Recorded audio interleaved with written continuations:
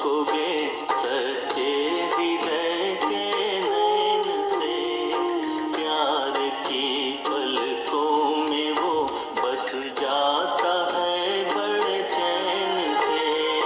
मोती बन करके कभी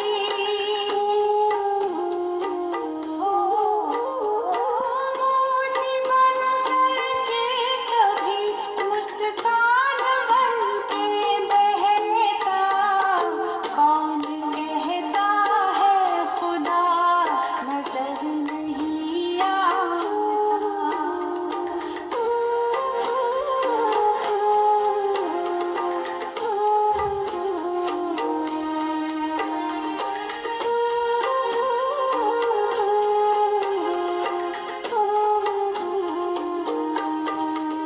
संसार में जिस दिन से तुम सच्चे इंसान कहलाओगे, तब खुदा खुद पास होगा, खुदा से जुड़ जाओगे।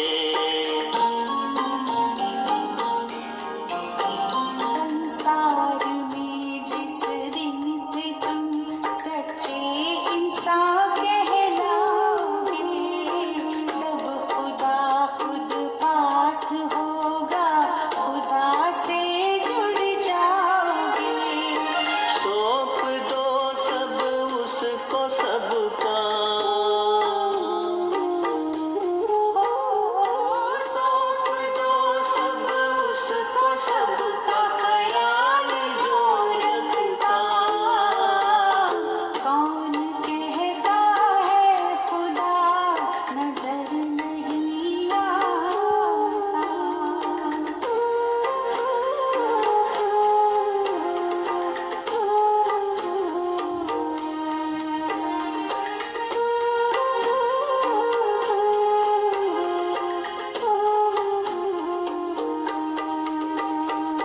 रूह को देखो रूप न देखो, रूप में ही अंधकार है। शिव को देखो शव न देखो, शिव ज्योतिर्मय प्रकाश है।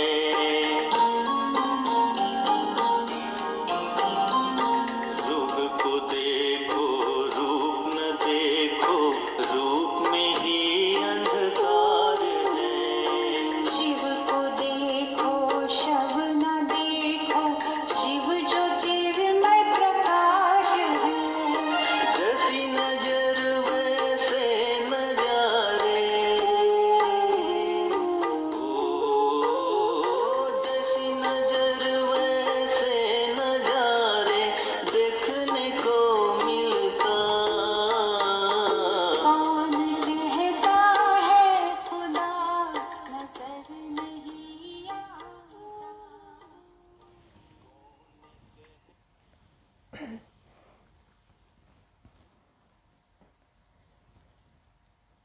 ओम शांति। पहले कुछ देर स्वचिंतन में बैठेंगे।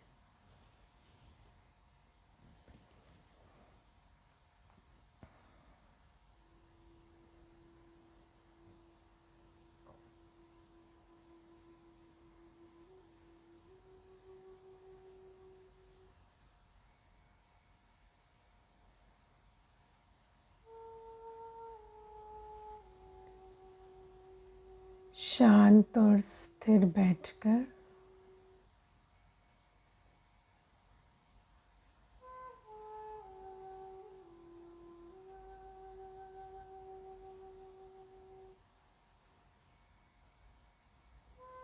अवेयरनेस में आए।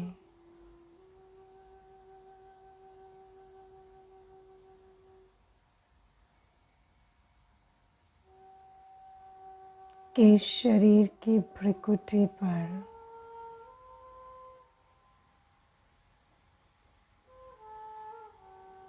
मैं आत्मा बैठी हूँ।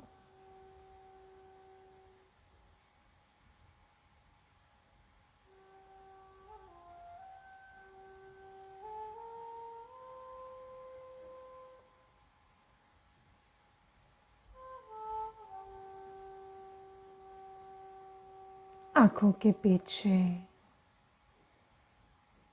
ब्रेन के मध्य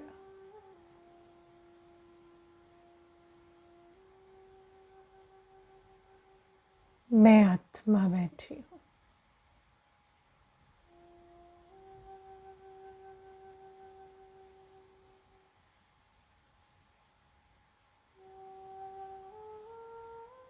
मेरा स्वरूप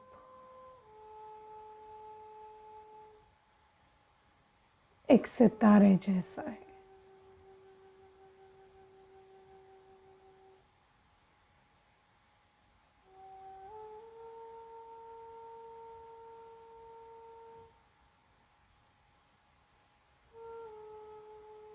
मेरा स्वधर्म,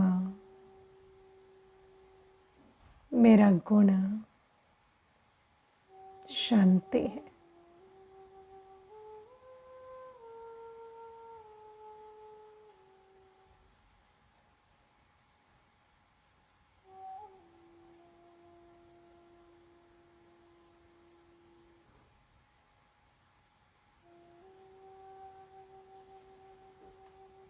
मैं आत्मा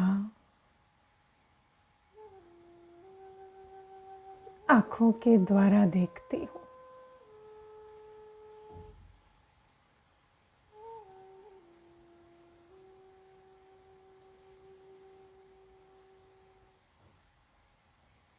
मैं आत्मा इस शरीर की चालक हूँ, मालिक हूँ।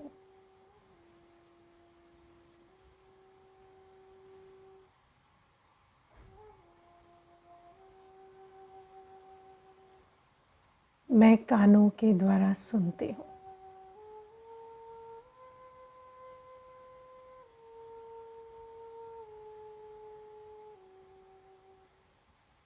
मेरे पास चॉइस है।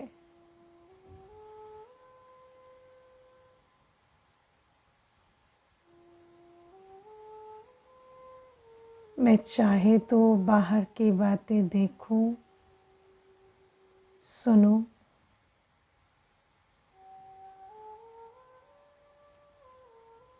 चाहे तो अंतर्मुखी हो, अपने आप को देखूं, अनुभव करूं।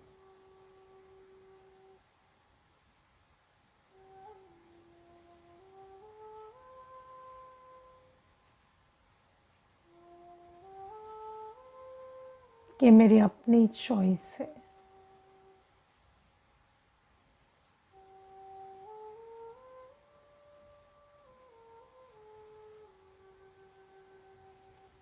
संसार में रहते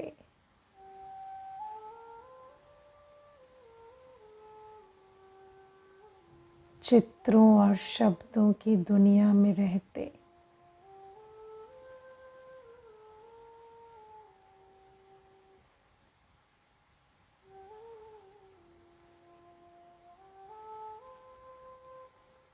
मैं मन बुद्धि को समेट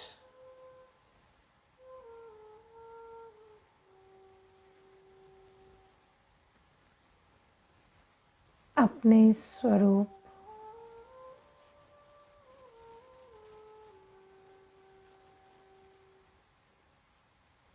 अपने शांति स्वधर्म में स्थित हूँ।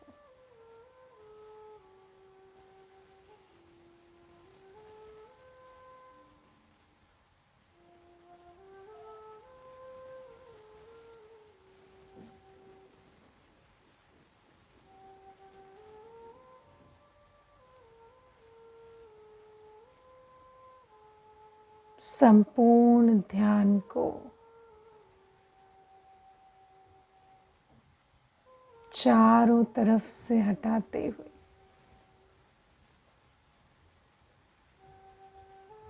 मैं स्व पर एकाग्र कर देती हूँ।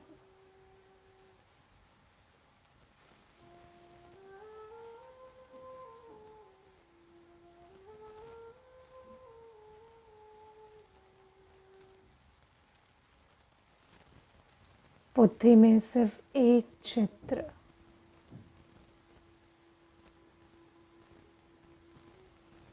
भ्रिकुटी पर स्थित मैं आत्मा सितारा।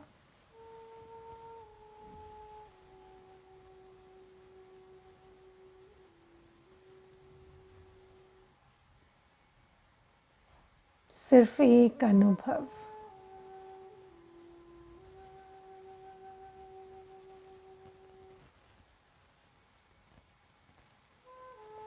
मैं आत्मा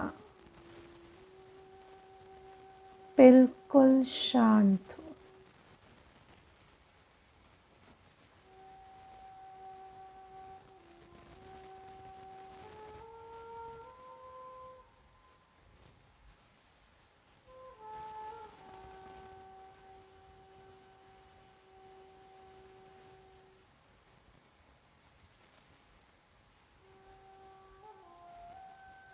बैठ जाएं कुछ देर इस सुंदर आत्मिक स्थिति में।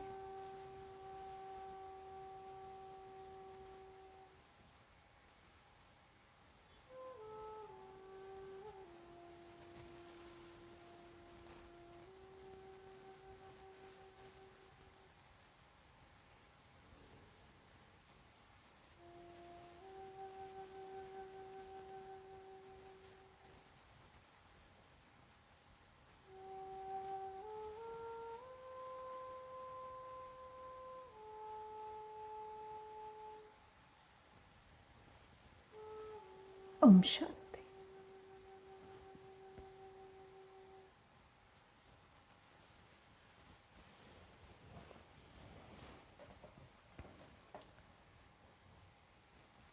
ओम शांति। आज हम पहले एक मुख्य बात समझेंगे कि ये जो राजयोग हम सीख रहे हैं, जिस राजयोग की परिभाषा मैंने आपको बताई थी कि देह सहित देह के सब धर्मों संबंधों को भूल अपने को आत्मा समझ परमात्मा को याद करना, ये राजयोग है। और इस राजयोग से हमारे विकर्म विनाश होते हैं। ये राजयोग हमें विकर्म विनाश करने की शक्ति देता है। तो इसीलिए हम सबसे पहले मैं आत्मा हूँ और देह के धर्मों संबंधों को भूलकर अपने स्वरूप, अपने स्वधर्म मानो मेरा निजी गुण शांति, प्योरिटी, उस स्वधर्म में स्थित कैसे होना है वो हम पहले सीख रहे हैं, है ना। क्योंकि पहला हिस्सा है अपने को आत्मा समझकर बैठना। अब ये जो राजयोग का अभ्यास है ये हम खुली आँखों से करते हैं। आपने देखा होगा कि मैं जब योग करती हूँ तो मैं आँखें बंद नहीं करती हूँ, लेकिन कई बच्चे आँखें बंद करते हैं। अब मैं आपको बता देती हूँ कि आँखें खुली रखने का महत्व क्या है।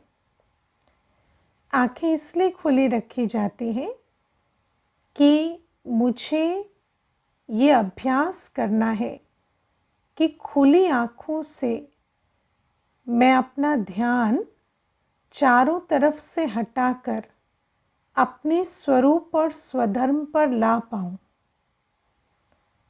है ना। क्योंकि ये जो चारों तरफ हलचल की दुनिया है, आवाज़ों की दुनिया है, घटनाओं की दुनिया है, परिस्थितियों की दुनिया है, बातों की दुनिया है, इस दुनिया में अगर मेरा ध्यान लगा रहता है तो जहाँ ध्यान है वो अनुभव होने लगता है। और अगर मुझे शांति का अनुभव करना है तो पहले मैं अपना ध्यान इस आवाज़ की दुनिया से, बातों की दुनिया से हटाकर अपने आंतरिक स्वरूप, आंतरिक स्थिति पर लेकर आऊं।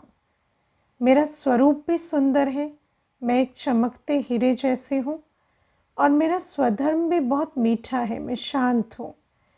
लेकिन इस पर ये जो बाहर से अपना ध्यान हटाकर अंदर लाना, ये प्रक्रिया हमें खुली आँखों से करने का अभ्यास करना है। माना आँखें खुली हैं, अब जब आँख खुली है तो ऐसा नहीं कि आप कोई सामने कोई दृश्य को या चित्र को आँखों से देख रहे हैं, नहीं, बस आँख खुली है और सामने कोई भी दृश्य है उससे कोई मतलब नहीं। आप दृश्य कौन सा देख रहे हैं? जो आप बुद्धि से अनुभव कर रहे हैं, है ना। आप दृश्य कौन सा देख रहे हैं? अंदर जो बैठी आत्मा है उस दृश्य को देख रहे हैं, लेकिन आँख खुली है। जैसे आप देखो, कई बार दुनिया में होता है ना कि आप बैठे हैं और आपका ध्यान कहीं और लगा हुआ है, आँख खुली है, लेकिन सामने जो बात है वो आपको दिखाई नहीं दे रही, सुनाई नहीं दे रही।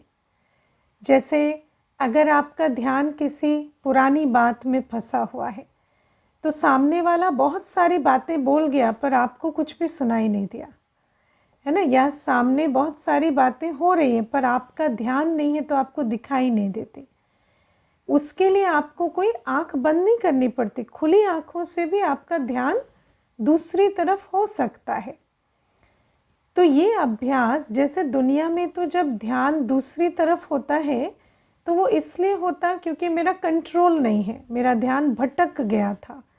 जैसे स्कूल में बच्चे ने 10 साल पढ़ाई की लेकिन फेल हो गया, क्यों? सारे दिन क्लास में तो बैठता था ना, पर ध्यान नहीं था तो फेल कैसे हो जाते? सारी क्लास सुन रहे हैं, देख रहे हैं, पर ध्यान नहीं है। तो क्लास में बैठा बच्चा कोई आँख बंद करके तो नहीं बैठता ना, आँख खोल के ही तो ध्यान भटका कर बैठा है। तो ऐसे ही हमें क्या करना है, अब जानबूझकर, पहले तो जो होता था वो अनजाने में होता था, हमें पता नहीं लगता था।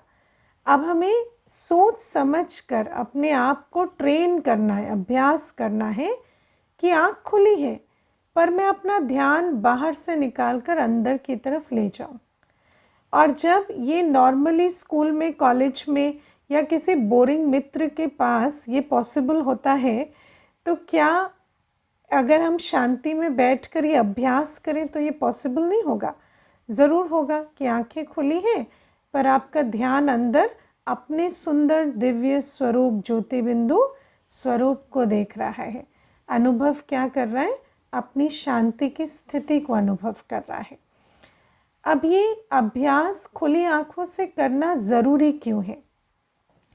क्योंकि जब आप जीवन में, संसार में रहेंगे तो उस समय पर आपको बहुत कम मौके ऐसे मिलेंगे जब आप आंख बंद कर कर अपने को आत्मिक अभ्यास में स्थित कर सकें।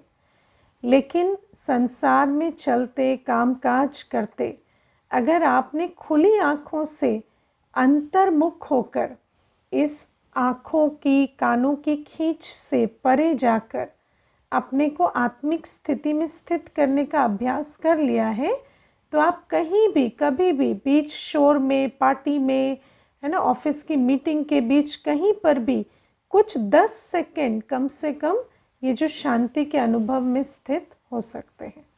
तो ये जो अभ्यास है ये हमें खुली आँखों से करना है, क्योंकि इसका एप्लीकेशन सारे दिन में हमें खुली आँखों से करना है।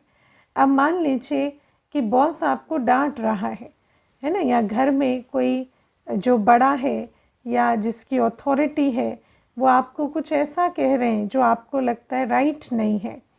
अब उस समय पर आप शांत रहना चाहते हैं तो आप क्या करेंगे? आप 2 मिनट चुप हो जाओ, मैं आंख बंद करती हूँ, शांत होती हूँ, वो आपको मौका देंगे क्या? नहीं ना। लेकिन अगर आपने अभ्यास किया हुआ है तो वो अपना डांटते रहे, आप अपना बुद्धि निकाले बाहर से, अंदर शांति में स्थित हो गए, तो उन्होंने जो भी कहा उसका असर आपको नहीं आएगा। आप अपनी शांति के अनुभव में स्थित होकर शांति का अनुभव करते रहेंगे। तो ये अभ्यास हमें करना है। अब कई बार क्या होता है, ये बात आती है कि हमसे खुली आँखों से अटेंशन जो है बाहर से अंदर की तरफ जाता नहीं है। तो अब ये समझना है कि जब इतने ब्रह्मा कुमार कुमारियों का है ना, इतने भाई बहनें जो आज इस ज्ञान मार्ग में चल रहे हैं, उनका अटेंशन अगर खुली आँखों से बाहर की दुनिया से हटकर अंदर जाता है तो इसका मतलब ये पॉसिबल है, ये कोई बड़ी बात नहीं है। अगर बड़ी बात होती तो इतने सारे भाई बहन गृहस्थ व्यवहार में रहते हुए ये नहीं कर पाते। तो पहले ये समझिए ये मुश्किल नहीं है, बस ये बात है कि मैंने अभ्यास अभी किया नहीं है, इसीलिए मुझे मुश्किल लग रहा है। तो अपने आप को ये स्वमान मत दीजिए कि बहुत मुश्किल है। फिर दूसरी बात, अगर पहले पहले मुश्किल लगता है तो क्या करें, आंखें बंद किया, आत्मा का चित्र और अनुभव क्रिएट किया और फिर आंखें खोलकर, धीरे धीरे आंखें खोलकर और फिर उसी अनुभव में कुछ देर स्थित रहें, है ना। तो ऐसे करके वो जो अनुभव का अभ्यास आपको होता चला जाएगा, फिर धीरे धीरे आपको आंखें खोल कर भी अनुभव में स्थित होना आ जाएगा। ठीक है, तो ये पहली चीज़ योग के बारे में। अब कल हमने परमात्मा के विषय में थोड़ा एक है ना शुरू की बात की, आत्मा के सर्व संबंध किससे हैं, क्योंकि आप देखो कि जब हम कहते हैं राजयोग माना आत्मा परमात्मा से योग लगाए, है ना, तो अब परमात्मा से क्यों योग लगाए आत्मा, और क्या हम किसी ऐसे व्यक्ति या ऐसे से योग लगा सकते हैं जिससे हमारा संबंध नहीं है। अगर आपका किसी से कोई संबंध ही नहीं है और मैं कहूँ कि आप सारे दिन उसको याद करें, तो क्या ये पॉसिबल है? ये पॉसिबल नहीं है, है ना। तो अगर हमें किसी को याद करना है, अब योग लगाना जो शब्द है उसको हमें ये समझ मिली है परमात्मा के द्वारा कि योग शब्द कहते हैं ना तो बहुत मुश्किल लगता है, लेकिन योग का एक सिंपल अर्थ है याद, है ना। योग लगाना माना याद करना, जैसे आप किसी को भी याद करते हैं ऐसे हमें आत्मा समझ परमात्मा को याद करना है। ये जब हम किसी को याद करते हैं तो ये कहा जाएगा मेरा उससे योग लगा हुआ है। ठीक है, और जो योग लगने से जो उनकी क्वालिटी मेरी क्वालिटी बनती है ना, वो कनेक्शन कैसे बैठता है? याद से। जैसे ही मैंने किसी को याद किया तो उसकी स्थिति मेरी स्थिति बन जाती है। पक्की बात, आप आराम से खुशी में बैठे, फिर आपको कोई ऐसा संबंधी याद आ गया जिससे आपका बहुत प्यार है और जो इस समय बहुत कष्ट में है ना। आप ठीक ठाक बैठे थे पर आपको उनकी याद आ गई, तो फिर क्या होता? दुख हो जाता है। क्यों? क्योंकि आपका उनसे संबंध है और वो दुख में है तो आप दुखी हो जाते हैं। तो जब हम योग कहते हैं तो लगता है कि योग लगाना बहुत मुश्किल है, लेकिन योग का असली और सरल अर्थ है याद। तो याद तो हम सारे दिन किसी ना किसी को करते हैं, और याद किससे करते हैं? जिससे हमारा संबंध है। तो अब परमात्मा को कौन याद करेगा?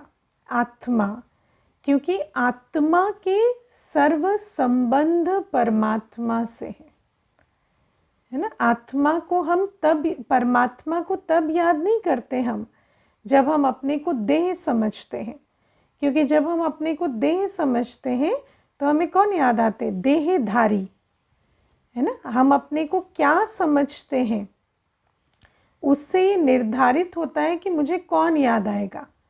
जैसे अगर आप स्कूल में नौकरी भी करते हैं, आप माता का रोल भी प्ले करते हैं, आप घर भी संभालते हैं, तो जिस समय आप अपने को टीचर समझेंगे आपको कौन याद आएंगे? स्कूल के स्टूडेंट्स। जिस समय आप अपने को माँ समझेंगे आपको बच्चे याद आएंगे। जिस समय आप अपने को घर मैनेज करने वाले समझेंगे उस समय आपको लिस्ट याद आएगी, ये सामान ख़त्म हो गया है। तो आप अपने आप को क्या समझते हैं? मैं कौन हूँ से इसका कनेक्शन है मैं किसका हूँ। तो जब आप अपने को आत्मा समझते हैं तो आपको किसकी याद रहेगी? परमात्मा की। इसीलिए राजयोग माना अपने को आत्मा समझ परमात्मा को याद करना, क्योंकि आत्मा का संबंध परमात्मा से है।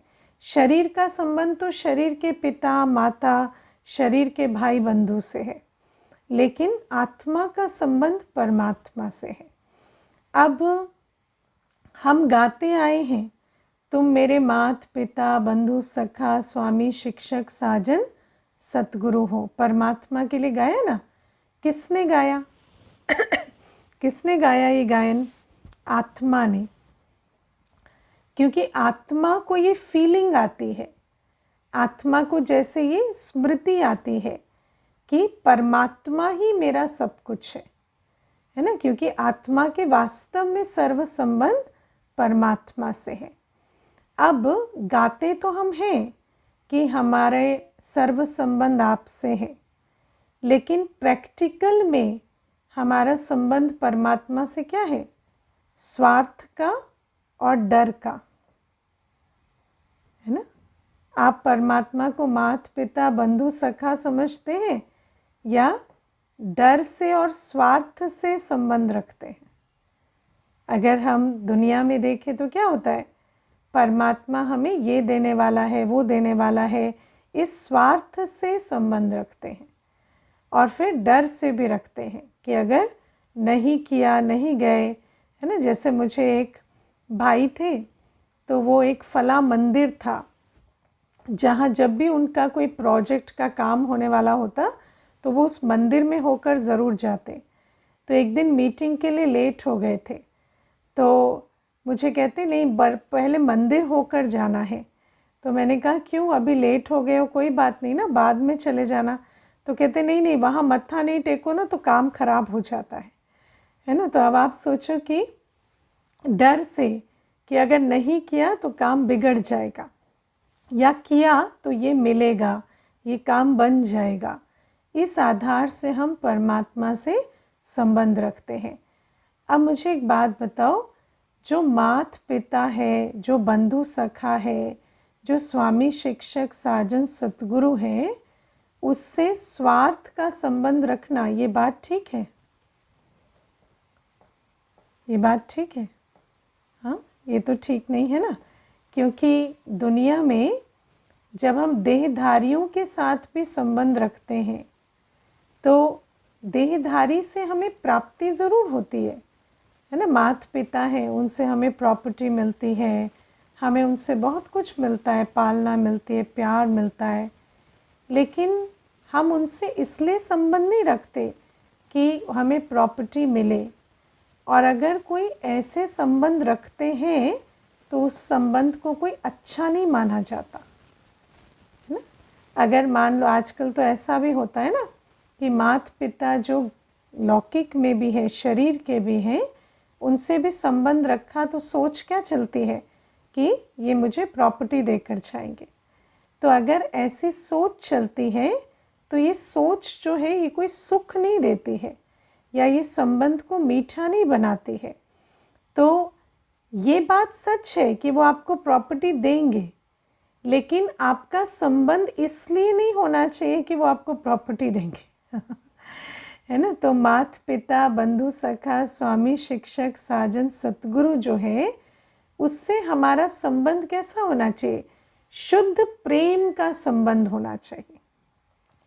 जहाँ शुद्ध प्रेम होता है वहाँ हम एक दूसरे को याद करते हैं, बात करते हैं, समय निकालते हैं। ये सारी चीज़ें हम एक संबंध में करते हैं। जिनसे हमारा प्यार होता है, हम क्या करते हैं, हमें इच्छा होती है कि हम कुछ समय उनके लिए निकालें। आजकल क्या है, जिससे प्यार होता है उसको फ़ोन करेंगे, उससे बात करेंगे, उसको कुछ समय देंगे। तो परमात्मा से हमारा प्यार का संबंध है। हम उसके लिए रोज़ समय निकालते हैं, रोज़ उससे दिल की बातें करते हैं, प्यार से चलते हैं। आप जिनसे प्यार होता है उनसे बात करने के लिए कोई श्लोक गाते हैं क्या? है ना, उनसे तो आप दिल की बात कहते हैं ना, उनसे आपका दिल का संबंध होता है, आपके दिल में जो उद्गार है वो रखते हैं, है ना। अगर कोई किसी को प्रेम से कोई कुछ कम्युनिकेट करना चाहे तो वो क्या करेगा? गूगल से कविता छापेगा। आजकल तो ये भी करते हैं, लेकिन अगर आप ये करते हैं तो उसमें कोई आपकी शुद्ध भावनाएं छिपी नहीं होती। तो परमात्मा को जब हम याद करते हैं तो हमें क्यों एक फिक्स्ड आरती, एक फिक्स्ड गायन, एक फिक्स्ड कीर्तन, ऐसा क्यों चाहिए? परमात्मा से हम दिल से बात क्यों नहीं कर पाते? हमारा उनसे प्यार क्यों नहीं है? ये हमें विचार करना है। इसमें एक आपको कहानी सुनाती हूँ कि एक बार एक गडरिया था जो भेड़ बकरियां चराते हैं ना, तो वो गडरिया होता था। तो वो उसका काम है रोज़ भेड़ बकरियों को ले जाना और उनको चरने के लिए छोड़ देना। और फिर वो चर रही हैं, वो उन्हें देख रहा है, ध्यान दे रहा है, लेकिन बाकी उसको कोई काम नहीं है। तो वो क्या करता, अपनी भेड़ बकरियां चर रही हैं और वो आराम से एक पेड़ के छाँव में बैठ जाता और वहाँ पर भगवान से बातें करता, है ना। और भगवान को क्या कहता, जैसे मैंने अपनी बकरियां चरने के लिए छोड़ दी, ऐसे तुमने भी अपनी बकरियां चरने के लिए छोड़ दी हैं, है ना। तो तुम भी फ्री बैठे हो, मैं भी फ्री हूँ, तो चलो बातें करते हैं। तो ऐसे करके वो कुछ ना कुछ अपने दिल की बातें परमात्मा से करता और उसको बहुत खुशी और आनंद मिलता। फिर एक दिन एक विद्वान पंडित वहाँ से जा रहे थे, तो वो उससे कहते कि किससे बातें कर रहे हो, अपने आप ही बड़बड़ाए जा रहे हो। तो कहता है मैं तो भगवान से बातें कर रहा हूँ। तो कह रहे अरे मूर्ख, भगवान से ऐसे बातें करते हैं? भगवान से ऐसे बात नहीं करते, भगवान से बात करने की विधि होती है ना। तुम ये पढ़ो, ये शास्त्र पढ़ो, ये वेद पढ़ो, ये ऐसे पढ़ पढ़ के तुम विधि सीखो कि इस फला लैंग्वेज में इस तरह से भगवान से बात की जाती है। तो उसने बहुत अध्ययन किया और उसके बाद उसका वो जो प्यार का संबंध था वो ख़त्म हो गया क्योंकि फिर वो परमात्मा से अपने दिल की बात नहीं कर पाता था। तो ये कहानी क्यों सुना रही हूँ? क्योंकि आज हमें किसी से भी बात करने के लिए कोई कुछ लिखकर या कोई कीर्तन या गायन या कोई ऐसी कोई आरती नहीं चाहिए होती है, लेकिन भगवान के पास जाते हैं तो एक हमारे पास ये चाहिए वो चाहिए की लिस्ट होती है और एक आरती कीर्तन गायन होता है तो ये तो कोई संबंध नहीं हुआ ना। जबकि परमात्मा कौन है? परमात्मा तो हमारा माता पिता बंधु सखा है। तो हम उसे प्यार से याद करें, दिल से याद करें, है ना। तो ये पहली चीज़ कि परमात्मा से हमारा स्वार्थ का संबंध नहीं, प्यार का संबंध हो, डर का संबंध नहीं, प्यार का संबंध हो। हम उसे नियम से नहीं, हम उसे दिल से याद करें, क्योंकि आत्मा का सर्व संबंधी परमात्मा है। ठीक है, तो ये पहली चीज़ जिसके कारण हमारा जो योग है वो परमात्मा से जुटता नहीं, क्योंकि संबंध का मीठा अनुभव नहीं है। आज हम परमात्मा से बहुत स्वार्थवश, डरवश, नियमवश संबंध रखते हैं। इसलिए आत्मा परमात्मा से सच्चा संबंध ना रखने के कारण उसको जो परमात्मा प्राप्ति होनी चाहिए उससे वंचित है। देखो, हर व्यक्ति भगवान को किसी न किसी विधि से, है ना, भगवान से जुड़ने की कोशिश ज़रूर करता है। दिन का समय भी निकालता है, कोई ना कोई विधि विधान भी करता है, रस्म रिवाज भी निभाता है, लेकिन फिर भी हमारे जीवन में इतना खालीपन क्यों है?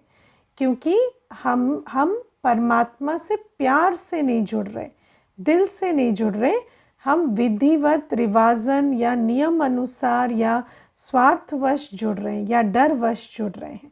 तो इसीलिए हमें वो प्राप्ति नहीं हो रही जो राजयोग से होनी चाहिए। आत्मा परमात्मा से जुड़े तो उसके तो विकर्म विनाश हो जाए, उस आत्मा में तो सर्वगुण सर्व शक्तियाँ आ जाएं, लेकिन वो क्यों नहीं हो रहा? क्योंकि संबंध का अनुभव नहीं है।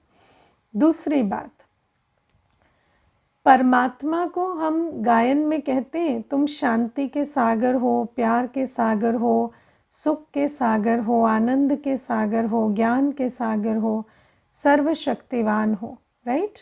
कहते हैं ना, ये सब सुना है, गाया भी है। लेकिन जब हम उनसे जुड़ते हैं तो हम सोचते हैं वो गाड़ियों का सागर है, प्रॉपर्टी का सागर है, मकानों का सागर है, वो जॉब लगवाता है, शादियां करवाता है, एंगेजमेंट कराता है। लेकिन ऐसे कभी गायन किया है? परमात्मा शादियों का सागर है, सगाइयों का सागर है, एंगेजमेंट का सागर है, जॉब लगवाने का सागर है, ऐसा तो नहीं है ना। परमात्मा किसका सागर है?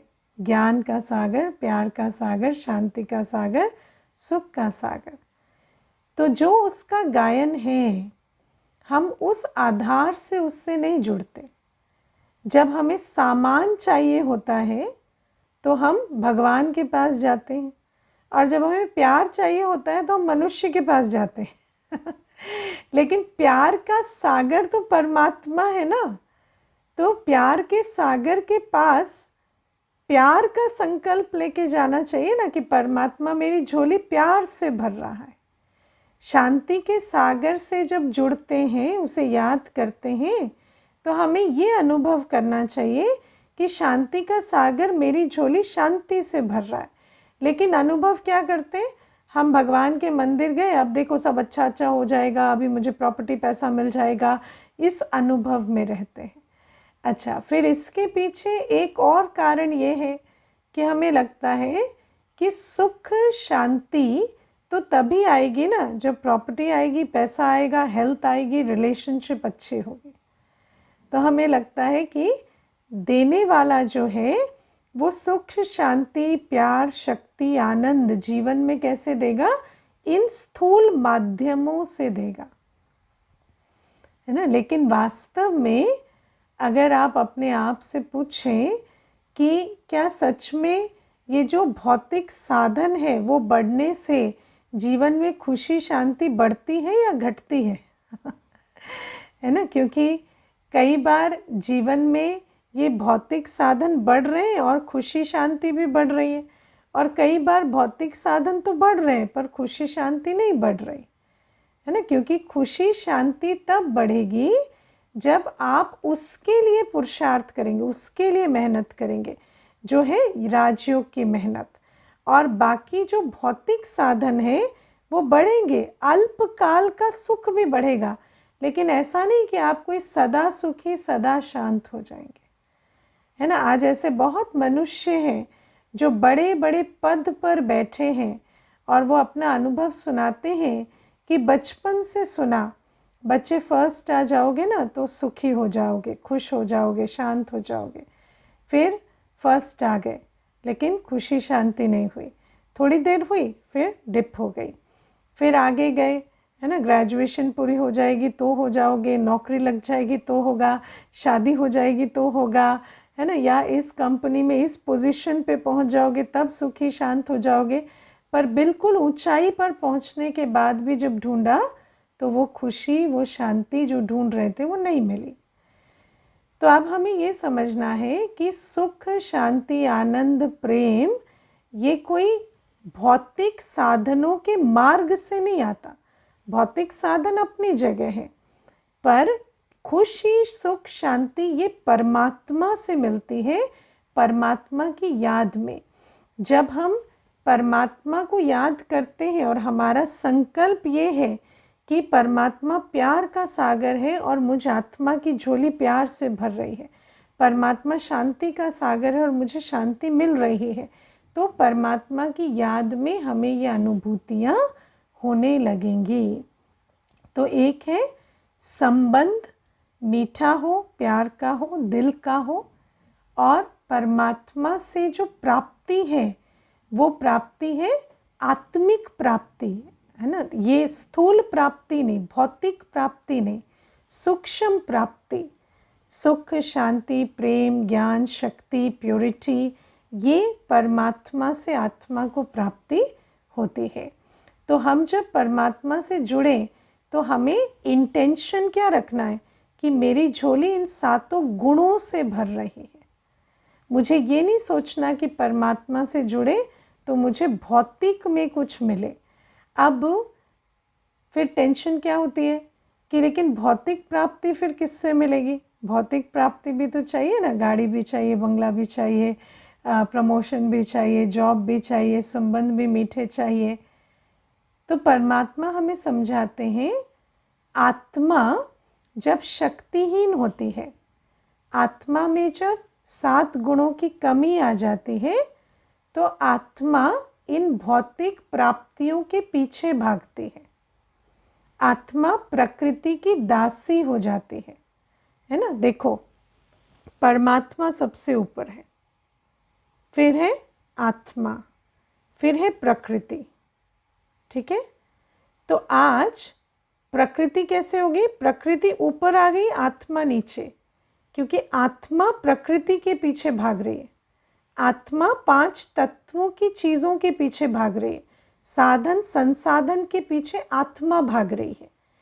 लेकिन जब आत्मा परमात्मा की याद से शक्तिशाली बन जाती है ना, तो प्रकृति से आत्मा ऊंची हो जाती, प्रकृति नीचे चली गई, आत्मा ऊपर आ गई।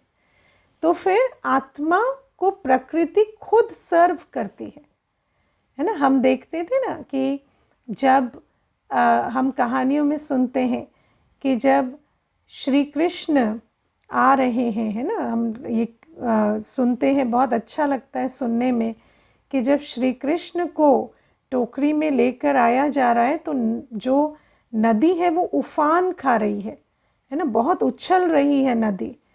तो बाद में पता चलता है कि वो नदी में उफान क्यों आ रहा है, क्योंकि नदी को श्री कृष्ण के पाँव छूने हैं, है ना, इसीलिए नदी उफान खा रही है। क्योंकि प्रकृति को भी एक शुद्ध आत्मा, श्रेष्ठ आत्मा की सेवा करने में सुख मिलता है। तो परमात्मा हमें समझाते हैं कि तुम भौतिक प्राप्तियों के पीछे मत भागो, तुम मेरी याद में अपनी स्वस्थिति में, अपनी पावरफुल स्टेज में स्थित हो जाओ, तो जो भौतिक प्राप्तियां हैं वो तुम्हारे पीछे भागेंगी। क्योंकि जब तुम संपन्न हो जाते हो, जब तुम भरपूर हो जाते हो, तो तुम्हें ये नहीं संकल्प चलता इच्छा का कि मुझे ये चाहिए, वो चाहिए, वो चाहिए। तो जो इच्छाओं के पीछे तुम भाग रहे थे, तुम भागना छोड़ देते हो। तो ये कैसा हो जाता, जैसे जब आपके पीछे सूर्य होता है तो आपकी परछाई सामने होती है ना। सूरज पीछे है तो परछाई सामने है, लेकिन आप मुड़ गए और आपने अपना मुख सूर्य की तरफ कर लिया, तो परछाई आपके पीछे आती है। तो सूर्य कौन है? परमात्मा। और परछाई क्या है? प्रकृति की प्राप्तियां। तो जब हम प्रकृति के पीछे भाग रहे हैं, भगवान से विमुख हैं, तो प्रकृति के हम पीछे भाग रहे हैं। लेकिन जब हम परमात्मा के सम्मुख आ जाते, हम जब उनसे गुण शक्तियां भरते, हमारी स्वस्थिति ऊंची हो जाती, तो ये भौतिक प्राप्तियां हमारे पीछे भागती हैं, क्योंकि हमें फिर इनकी कदर नहीं होती। तो ये जो इक्वेशन है, इसको समझकर हमें परमात्मा से इसलिए नहीं जुड़ना कि परमात्मा मुझे साधन देंगे, पर परमात्मा ही साध्य है, परमात्मा ही मेरा सब कुछ है। उस आधार से जब हम प्यार से परमात्मा से जुड़ते हैं, और वो जो है, जैसा है, वो कैसा है? वो शांति का सागर, प्यार का सागर, सुख का सागर है। उस ज्ञान के साथ, उस अनुभव के साथ जुड़ते हैं, तो परमात्मा के सानिध्य से हम भी ज्ञान स्वरूप, शांत स्वरूप, प्रेम स्वरूप बनते जाते हैं, और तब प्रकृति हमारी दासी बन जाती है। अब तीसरी लेकिन सबसे अंतिम, सबसे इम्पोर्टेंट बात सुना तीसरे नंबर पर रही हूँ, तो लेकिन बात जो है ये सबसे पहली है कि परमात्मा का परिचय क्या है। क्योंकि परमात्मा के बारे में संबंध की क्लैरिटी नहीं है, परमात्मा से क्या मिलता है उसकी क्लैरिटी नहीं है, लेकिन सबसे ज़्यादा कन्फ्यूजन या क्लैरिटी की कमी किस क्षेत्र में है कि परमात्मा कौन है, उसका परिचय ही नहीं पता। अब आप देखो, जब हम योग की बात करते हैं ना, तो योग के लिए 2 बातों की स्पष्टता बहुत ज़रूरी है। योग या याद करने के लिए चित्र और चरित्र, है ना। अगर मुझे किसी का चित्र नहीं पता, मुझे किसी का चरित्र नहीं पता, तो मैं उसे याद कर कर कुछ अनुभव नहीं कर सकती। जैसे मैं अभी आपको कहूँ कि आप पानी को याद करो, है ना। पानी बरस रहा है मेरे ऊपर, जैसे पानी की वर्षा हो रही है, बूंदों की बरसात बरस रही है, तो आपको वो अनुभव हो जाएगा, होगा कि नहीं। कमेंट्री में अगर ये कमेंट्री करे, क्यों? क्योंकि पानी का चित्र आपको क्लियर है, पानी कैसा दिखता है, आपको उसकी क्वालिटी भी क्लियर है कि पानी ठंडक का अनुभव कराता है। लेकिन जब हम, मान लीजिए मैं आपको कहूँ मिस्टर पीटर को याद करो आप, अब आप किसी मिस्टर पीटर को अगर नहीं जानते, तो ना आपकी बुद्धि में कोई चित्र आ रहा है, ना आपके मन में कोई उनकी क्वालिटी आ रही है, तो आप कैसे याद से अनुभव करेंगे? याद के बल से अनुभूति किसकी होती है?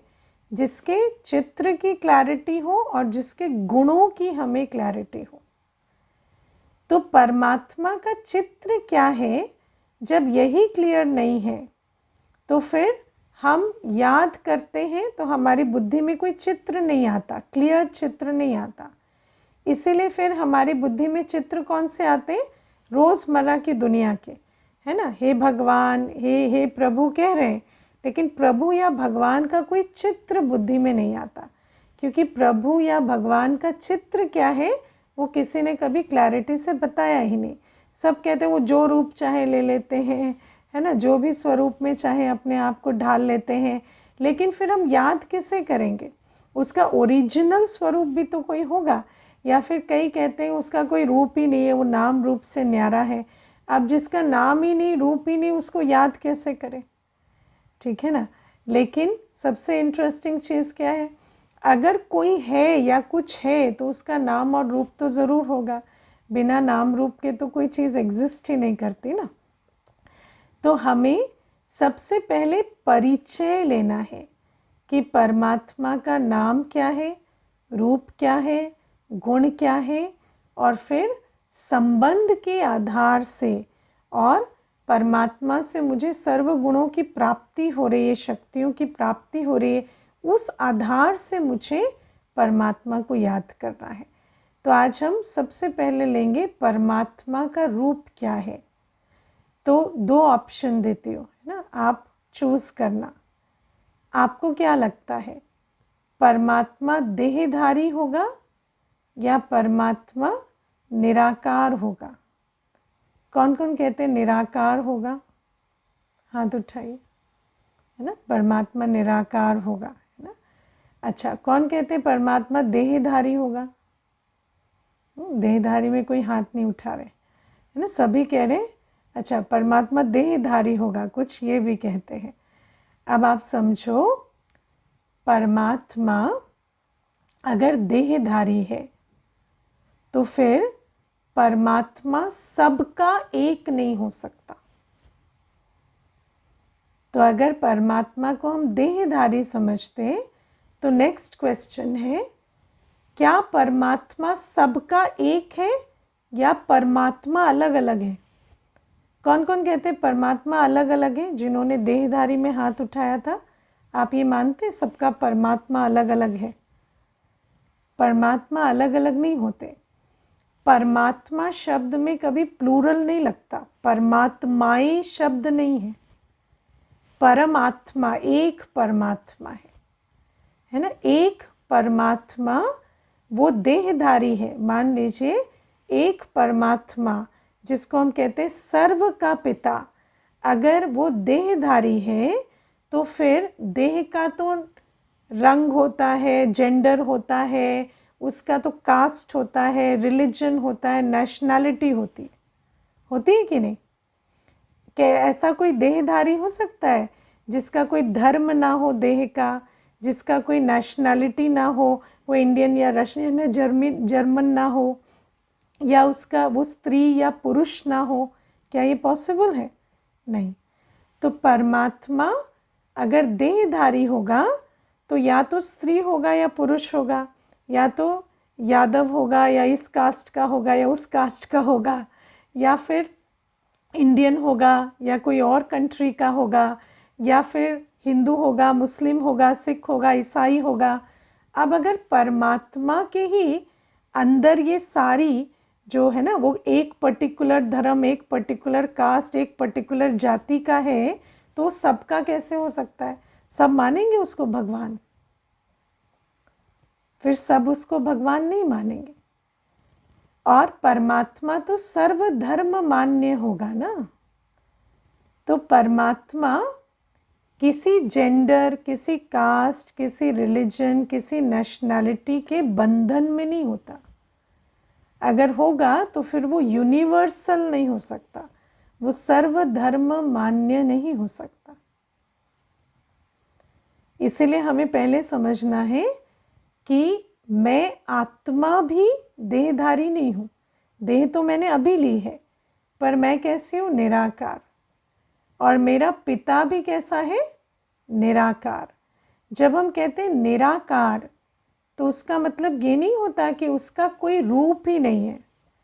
उसका रूप है ज्योति बिंदु। जैसे आत्मा का रूप ज्योति बिंदु है, ऐसे परमात्मा का रूप भी ज्योति बिंदु सितारे जैसा है। अब मैं आपको एक चित्र शेयर करूंगी, इस चित्र को समझेंगे। देखो, जैसे ये चित्र अभी आप अपनी स्क्रीन पर देख रहे हैं। एक सेकेंड।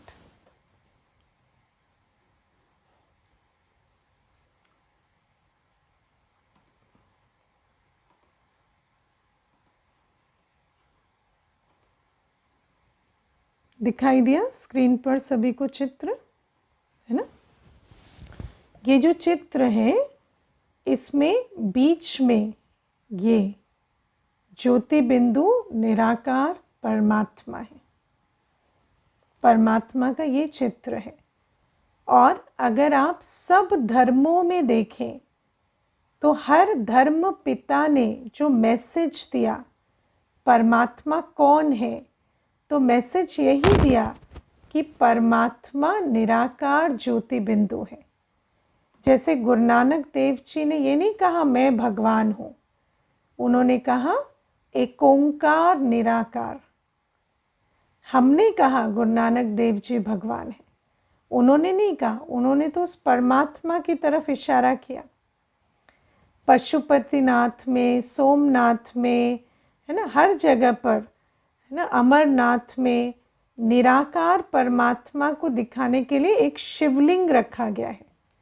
शिवलिंग का नाम क्या है? शिव ज्योतिर्लिंगम, माना शिव ज्योति का प्रतीक, Shiva the symbol of light. और जब भारतीय सभ्यता का सबसे पहला मंदिर बना, सोमनाथ का मंदिर, तो वहाँ कोई मूर्ति नहीं थी, वहाँ एक हीरे का शिवलिंग बनाकर रखा गया, ताकि दिखाई दे कि परमात्मा ऐसे लाइट स्वरूप है, हीरे जैसा चमकता हुआ है। क्राइस्ट ने कभी नहीं कहा कि आई एम गॉड। क्राइस्ट ने कहा God is light and I am the son of God. ये इस्लाम में कहते हैं अल्लाह एक नूर है, नूरे इल्लाही। जो सबसे ऊंचे ते ऊंचा है वो एक नूर है। नूर माना प्रकाश है, पॉइंट ऑफ लाइट है। वो ये नहीं कहते कि भगवान कोई देहधारी है। तो इस चित्र के माध्यम से हम इस बात को आज पक्का करेंगे कि जो परमात्मा है, सब धर्मों में जिस परमात्मा का गायन होता है, वो परमात्मा उस धर्म पिता से अलग है। वो धर्म पिता जिस परमात्मा की तरफ इशारा कर रहे हैं, वो परमात्मा एक ज्योति बिंदु निराकार पॉइंट ऑफ लाइट है। ठीक है, तो परमात्मा का रूप क्लियर हुआ। तो जब हम याद करते हैं परमात्मा को, वो परमात्मा जिसके गुण क्या है? शांति का सागर, प्यार का सागर, सुख का सागर, सर्वशक्तिवान, ज्ञान का सागर, तो हमें चित्र बुद्धि में क्या आना चाहिए?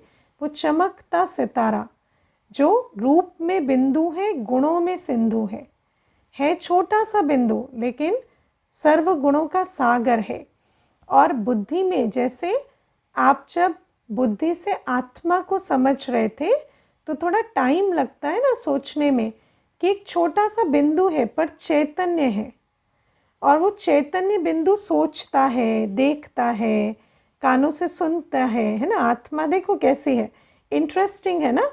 छोटा सा बिंदु है लेकिन आँखों से सुनने वाले, आँखों से देखने वाली आत्मा है, कानों से सुनने वाली आत्मा है, थॉट क्रिएट करने वाली आत्मा है। तो जैसे ये समझकर चित्र क्रिएट करने में थोड़ा टाइम लगता है कि एक ज्योति बिंदु चैतन्य भी है और सब कर्म भी शरीर के द्वारा कर रही है, ऐसे अभी हमें बुद्धि बल से ये समझना है, अनुभव करना है कि परमात्मा भी एक ज्योति बिंदु है, और वो ज्योति बिंदु प्रेम का सिंधु है, शांति का सागर है, सुख का सागर है। तो एक ज्योति बिंदु पिता से इतना प्रकाश, इतनी शांति, इतनी शक्ति मुझ आत्मा को मिल रही है, और परमात्मा की उपस्थिति को अनुभव करना है। जैसे आत्मा दो आँखों से दिखाई नहीं देती, हमने ज्ञान बल से ये अनुभव किया कि भ्रिकुटी पर बैठी है और शांत है, शरीर से न्यारी है। ऐसे अब ये अनुभव करना है कि परमात्मा जो दो आँखों से दिखाई नहीं देता, वो सदा मेरे संग संग चलता है, वो मेरे साथ रहता है। ठीक यहाँ अनुभव करें हमेशा परमात्मा को अपने सर के ऊपर, है ना, छोटा सा प्रकाश बिंदु जो आपके साथ साथ चलता है और हमेशा शांति, प्रेम, सुख आपके अंदर बरसाता रहता है। और मैं आत्मा उस परमात्मा की छत्र छाया में सारे दिन हर कर्म करती हूँ। मेरा ये सुंदर जीवन परमात्मा छत्र छाया में बीत रहा है, और मैं प्यार से सारे दिन उस अविनाशी साथी, अविनाशी संबंधी परमपिता परमात्मा का साथ और हाथ अनुभव करूं। ओके, तो अभी हम अभ्यास करेंगे, उससे पहले कुछ प्रश्न ले लेते हैं। मैं इतने दिन से क्लास कर रही हूँ, नॉर्मल में भी मेडिटेशन की कोशिश करती हूँ, पर 2 दिन पहले एक छोटा सा वाक्या हो गया, मैं पूरी तरह से परेशान हो गई और उससे बाहर भी नहीं निकल पा रही, जबकि मैं अपने आप को बार बार शांत आत्मा बोल रही, शांत होने की कोशिश कर रही, पर कुछ भी का असर नहीं हो रहा है ना। क्योंकि आत्मा शांत तब होगी जब आप ये बुद्धि में समझेंगे कि ये जो देह है, देह की दुनिया है, इसमें जो भी कुछ हो रहा है वो इतना इम्पोर्टेंट नहीं है ना। क्योंकि जो ये देह की दुनिया है इसमें परिवर्तन ही नियम है। जो भी कुछ हुआ, जो वाक्या हुआ, वो वाक्या बहुत बड़ा है या वो बहुत इम्पोर्टेंट है या वो लाइफ चेंजिंग है, इस बात से अपनी बुद्धि को निकालो। ऐसे कितने वाक्या ज़िंदगी में हुए हैं और कितने होंगे, तो भी क्या आपकी ज़िंदगी रुक जाती है क्या? नहीं। कोई भी बात इतनी बड़ी नहीं है कि उसके पीछे आप अपनी शांति खो दें। तो बात हुई, लेकिन आपको ये याद रखना है कि बातें आती जाती रहती हैं और बातों को मुझे पार करना है। उस बात में मैं जो कर सकूं मुझे करना है, लेकिन मुझे उस बात के पीछे अपनी शांति नहीं खोनी है। क्योंकि जब बात बड़ी कर देंगे ना, देखो हम सोच सोच के, जैसे खातिरी करते हैं, कोई बात आ जाती है ना तो उसकी बहुत खातिरदारी करते हैं और उसको सोच सोच के बहुत मोटा ताज़ा कर देते हैं। फिर हम कहते हैं अब ये जा नहीं रही बुद्धि से, तो आप ही ने तो उसको बिठाया ना, इतना मोटा ताज़ा किया खातिरी करके, तो अब वो कैसे जाएगी? अब आप कहेंगे मैं शांत हो जाऊं, नहीं हो सकते। तो आपको, अब आपने उस बात को बड़ा कर दिया, इसको हम लोग मैग्निफिकेशन कहते हैं। जो बात जितनी बड़ी नहीं है उसको सोच सोच के अंदर इतना बड़ा कर देते हैं। अब उस बात को ऑलरेडी आप बड़ा कर चुके, अब उसको लेट गो करने में आपको टाइम लगेगा। लेकिन अगली बार से ध्यान रखना कि कोई भी बात आती है उसके बारे में ज़्यादा नहीं सोचो। हर बात आती है जाती है। ज़िंदगी में ये कभी नहीं सोचना कि बातें नहीं आएंगी। हम कहाँ रह रहे हैं? कलयुग में। कलयुग अंत में बातें ज़रूर आएंगी, बातें ना आए ये पॉसिबल ही नहीं है। कलयुग में abnormal is the new normal, है ना। नॉर्मल जैसा कुछ नहीं होता, सब बातें उल्टी सीधी ही आती हैं। तो जब ये आती हैं तो आप समझो दिस इज़ नॉर्मल, ये होता है। इसके बारे में सोच के उसके बड़ा नहीं करो, क्योंकि जब वो बड़ी हो जाती है तो आपकी सुख शांति छीन लेती है। ठीक है, हम ध्यान लगाते हैं तो हमारा मन इधर उधर भटकता है। हम फोकस कैसे करें? तो कल भी ये प्रश्न लिया था कि जब ध्यान भटकता है तो ये नहीं सोचो क्यों भटक रहा है, क्यों ये हो रहा है, ऐसा होना नहीं चाहिए। नहीं, ये भटकेगा। मन भटकता रहा है आज तक, तो एकदम से तो एकाग्र नहीं होगा ना। जब वो भटके तो उसको प्यार से वापस लेकर आओ, फिर भटके फिर लेकर आओ। ऐसे करते करते मन को पता चल जाएगा भटकने का कोई पॉइंट नहीं है। ये फिर मुझे वापस लाएंगे, तो धीरे धीरे वो भटकना बंद हो जाएगा। और अगर थोड़ा भी आप ध्यान लगा पा रहे 10 सेकंड 20 सेकंड, तो भी अपने आप को अप्रिशिएट करें। ये ना सोचें कि इतनी देर बैठी, ध्यान तो इतना ही लगा। अब इतने समय से कभी ना बैठे थे, ना कोशिश की थी, आज की तो इतना रिजल्ट आया, तो अच्छी बात है ना, खुशी की बात है। ठीक है, क्या कई बार बैठे बैठे मन उदास हो जाता है, कुछ अच्छा नहीं लगता, तो क्या करना चाहिए? तो उस समय पर कुछ ऐसा सुनो, पढ़ो, है ना, जैसे क्लासेस हैं जो उमंग उत्साह भरती हैं, या परमात्मा के सुंदर गीत हैं, जैसे गीत क्लास के पहले बजते हैं, तो ऐसे गीत लगा दो, या ऐसे क्लासेस सुनो, या कुछ ऐसा कंटेंट पढ़ो जो आपको उमंग उत्साह में लेकर आता है। क्योंकि हम आगे आगे समझेंगे, ये जो बैठे बैठे उदासी आती है ना, ये पुराने कर्मों का बोझ होता है। तो कर्मों का बोझ कैसे उतारा जाता है? नए अच्छे कर्मों से।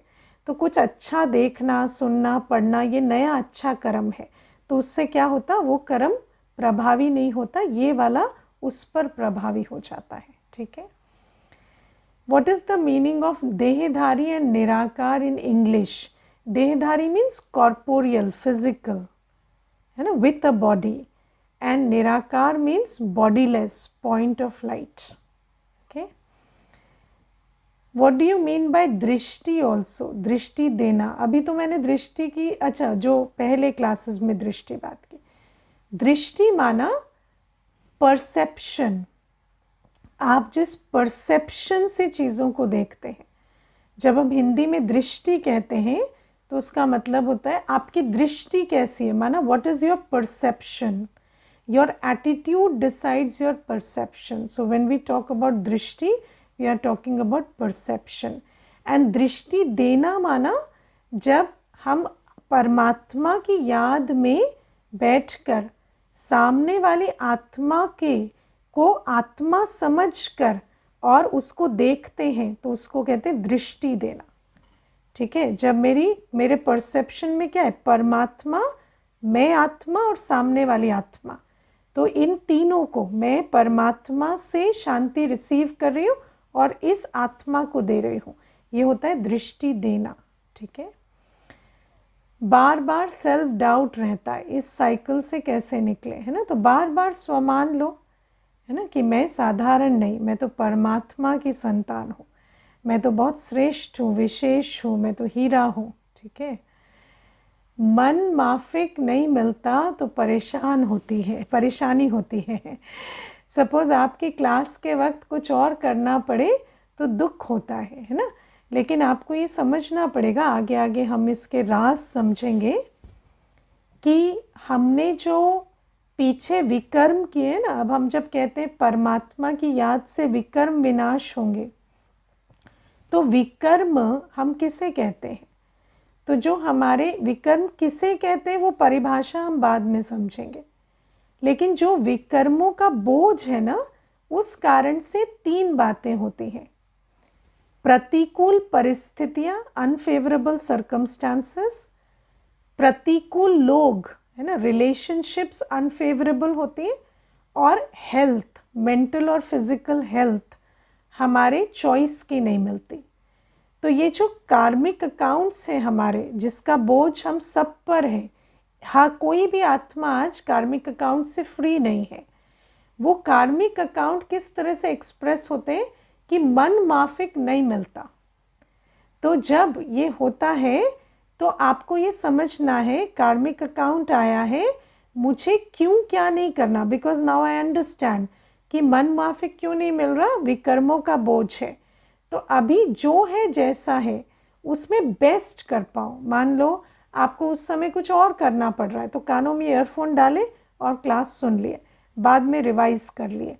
तो उस समय पर डिससेटिस्फाइड होकर ये क्यों, ये ऐसा क्यों, मेरे साथ ही क्यों, इन प्रश्नों से बचकर मुझे उस समय ये सोचना है इस परिस्थिति में बेस्ट पॉसिबल क्या है और वो करना। उसको कहते हैं कार्मिक अकाउंट सेटल करने की विधि, है ना। Focus is on what we want is correct नहीं, focus is on the soul and God. ठीक है। नेगेटिव थॉट को कैसे ठीक करें, पॉजिटिव थॉट से।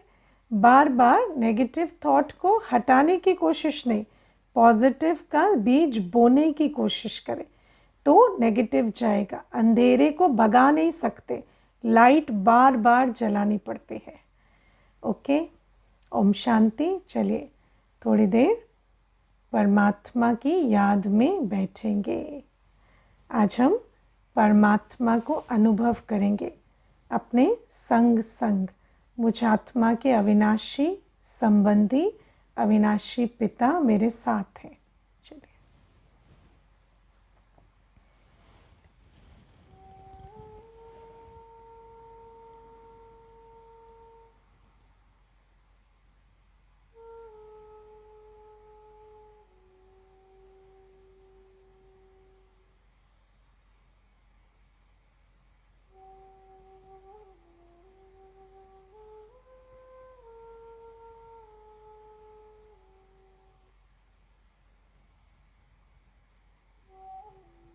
इस शरीर को, इस भौतिक संसार को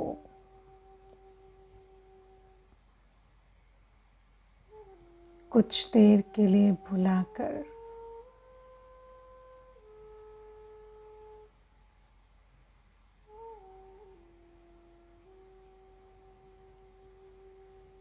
अपने सच्चे स्वरूप में स्थित हो जाए।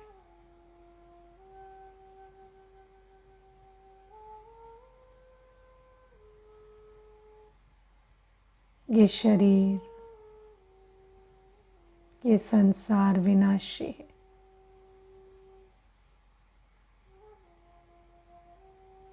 मैं अविनाशी आत्मा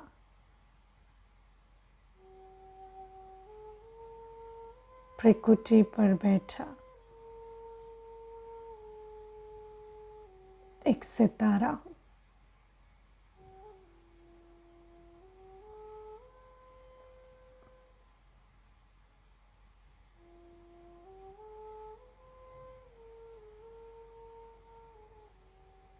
मुझ आत्मा का अविनाशी संबंधी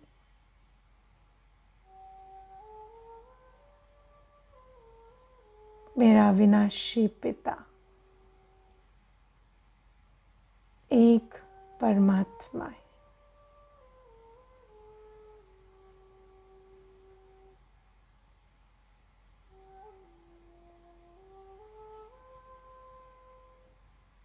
वो परम पिता परमात्मा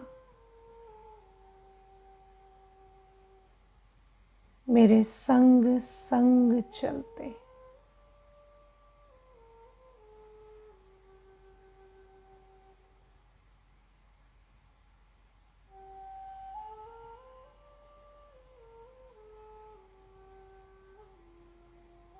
अनुभव करें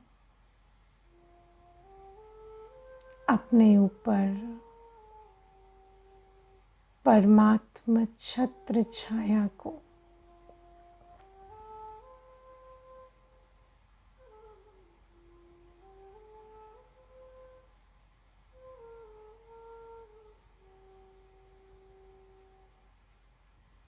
छोटा सा बिंदु मेरा प्यारा पिता, शांति का सागर,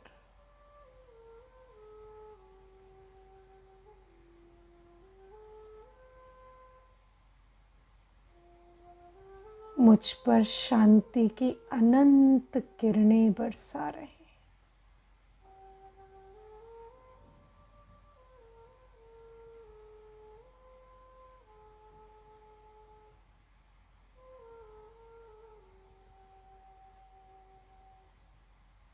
ये शांति की ऊर्जा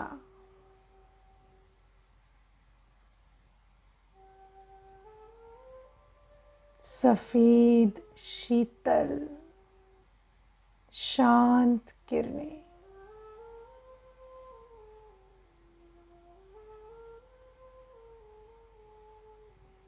मुझ आत्मा में समाती जा रही।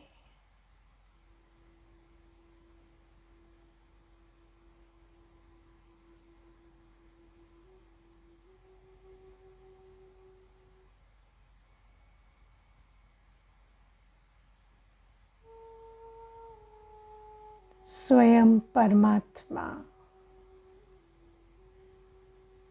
शांति सागर मेरी झोली भर रहे।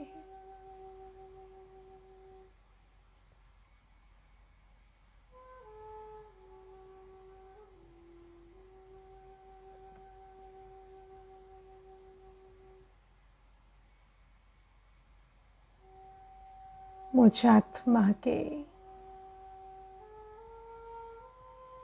अनेक जन्मों के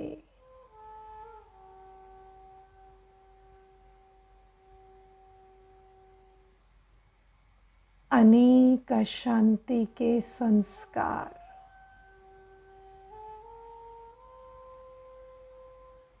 इस शांति के प्रवाह में विलीन हो चले।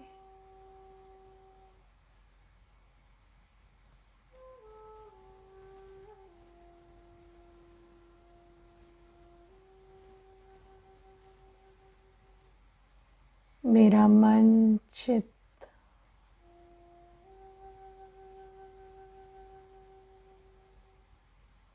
मैं आत्मा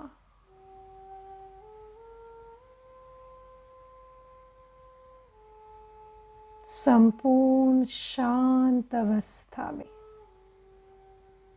स्थित हो गई।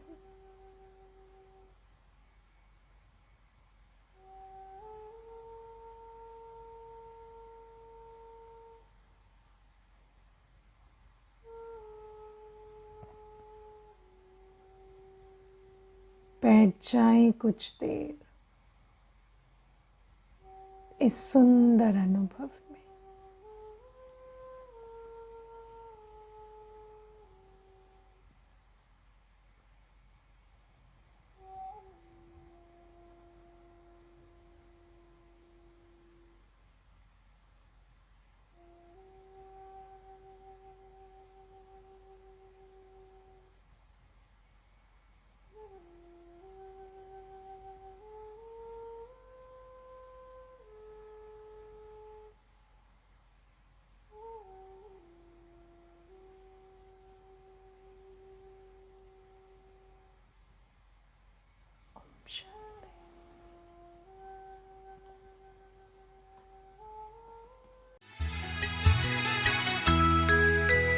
पाकर प्यार प्रभु का हम भी प्यारे हो गए।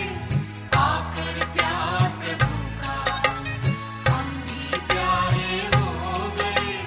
थे अकेले हम कभी अब तुम्हारे हो गए। पाकर प्यार प्रभु का हम भी प्यारे हो गए। पाकर प्यार प्रभु का हम भी प्यारे हो गए।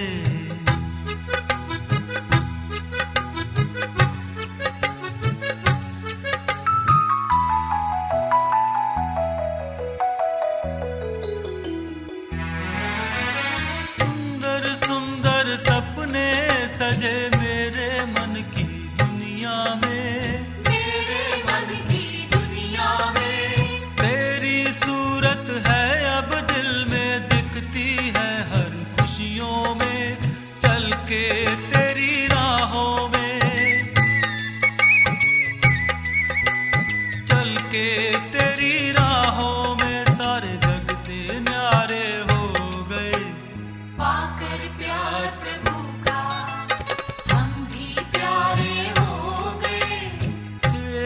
अकेले हम कभी अब तुम्हारे हो गए।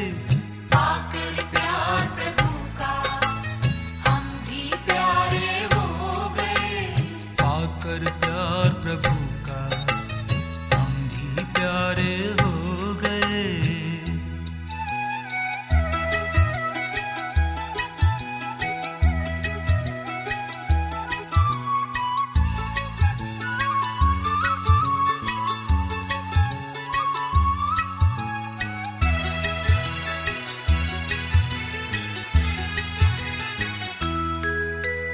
साथी के एहसास से तू